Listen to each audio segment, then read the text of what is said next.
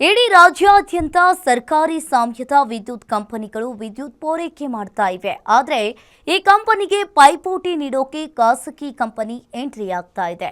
ಬೆಸ್ಕಾಂ, ಹೆಸ್ಕಾಂ, ಚೆಸ್ಕಾಂಗಳ ಸಾಲಿಗೆ ಇದೀಗ Tata power company entry ಕೊಟ್ಟಿದ್ದು, ಸ್ಪರ್ಧಾತ್ಮಕ ಬೆಲೆಯಲ್ಲಿ ರಾಜ್ಯದ ಜನತೆಗೆ ವಿದ್ಯುತ್ ಸಿಗೋ ಸಾಧ್ಯತೆ ಇದೆ.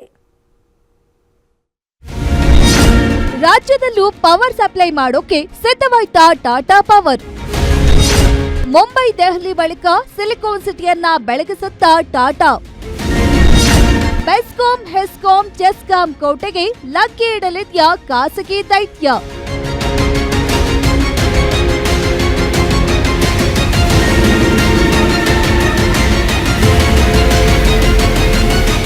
ಕರ್ನಾಟಕದ ಇಂಧನ ವಲಯದಲ್ಲಿ ಈಗ ಸಂಚಲನ ಸೃಷ್ಟಿಯಾಗಿದೆ. ಖಾಸಗಿ ಇಂಧನ ದೈತ್ಯ ಟಾಟಾ ಪವರ್ ಕೇವಲ ರಾಜಧಾನಿಗಷ್ಟೇ ಸೀಮಿತವಾಗಿಲ್ಲ. ಇಡೀ ರಾಜ್ಯದ 3 ಪ್ರಮುಖ ವಿದ್ಯುತ್ ವಿತರಣಾ ವಲಯಗಳ ಮೇಲೆ ಕಣ್ಣಿಟ್ಟಿದೆ. ಬೆಸ್ಕಾಂ, ಹೆಸ್ಕಾಂ ಹಾಗೂ ಚೆಸ್ಕಾಂ ವ್ಯಾಪ್ತಿಯ ಬೆಂಗಳೂರು ಗ್ರಾಮಾಂತರ, ತುಮಕೂರು, ಕೋಲಾರ, ಚಿಕ್ಕಬಳ್ಳಾಪುರ, ರಾಮನಗರ, ಚಿತ್ರದುರ್ಗ, ಶಿವಮೊಗ್ಗ, ದಕ್ಷಿಣ ಕನ್ನಡ, ಉಡುಪಿ, ಬಳ್ಳಾರಿ, ಕಲಬುರಗಿ, ರಾಯಚೂರು ಮತ್ತು ಯಾದಗಿರಿ ಸೇರಿದಂತೆ ಹಲವು ಆಯಾಕಟ್ಟಿನ ಜಿಲ್ಲೆಗಳಲ್ಲಿ ವಿದ್ಯುತ್ ಸರಬರಾಜು ಮಾಡಲು ಕಂಪನಿ ಅನುಮತಿ ಕೋರಿದೆ. ಆರಂಭಿಕ ಹಂತದಲ್ಲಿ ಪ್ರಮುಖ ಐಟಿ ಕಾರಿಡಾರ್ ಹಾಗೂ ಕೈಗಾರಿಕಾ ವಲಯಗಳ ಮೇಲೆ ಕಂಪನಿ ಚಿತ್ತ ನೆಟ್ಟಿದೆ.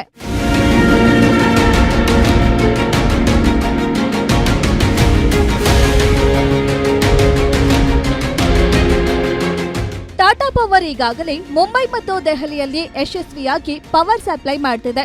ಇದೀಗ ರಾಜ್ಯದ ಮಾರುಕಟ್ಟೆಗೆ ಈ ಕಂಪನಿ ಎಂಟ್ರಿ ಆದ್ರೆ ಇಂಧನ ವಲಯದಲ್ಲಿ ಮುಕ್ತ ಮಾರುಕಟ್ಟೆಗೆ ಅವಕಾಶ ಸಿಗಲಿದೆ. ಪರಿಣಾಮ ತೀವ್ರ ಪೈಪೋಟಿಯಿಂದಾಗಿ ಗ್ರಾಹಕರಿಗೆ ವಿದ್ಯುತ್ ದರ ಕಡಿಮೆಯಾಗುವ ಸಾಧ್ಯತೆಯೂ ಇದೆ.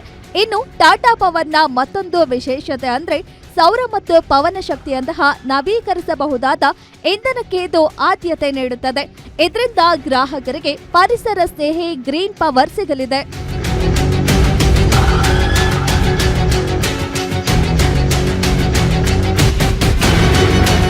ಒಂದು ವೇಳೆ ಟಾಟಾ ಪವರ್ಗೆ ರಾಜ್ಯದಲ್ಲಿ ಅನುಮತಿ ಸಿಕ್ಕಿದ್ದೇ ಆದ್ರೆ ಖಾಸಗೀಕರಣದ ಮೊದಲ ಹೆಜ್ಜೆ ಎನ್ನಲಾಗ್ತಿದೆ.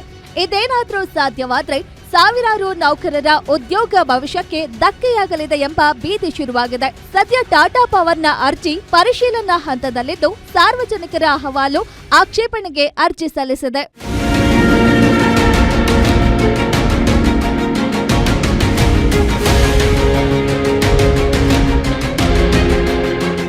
ಸರ್ಕಾರದ ದೃಷ್ಟಿಯಲ್ಲಿ ವಿದ್ಯುತ್ ನಷ್ಟ ಕಡಿಮೆ ಮಾಡಲು ಇದು ಸಹಕಾರಿಯಾದ್ರೂ ನೌಕರರ ಹಿತ ಕಾಪಾಡುವುದು ಅತಿ ಅನಿವಾರ್ಯ. ಈ ಸವಾಲನ್ನ ಕೆಎಆರ್ಸಿ ಯಾವ ರೀತಿ ನಿಭಾಯಿಸುತ್ತೆ ಅನ್ನೋದೇ ದೊಡ್ಡ ಸವಾಲು. Ullas S Kiruvase, guarantee news, Bengaluru.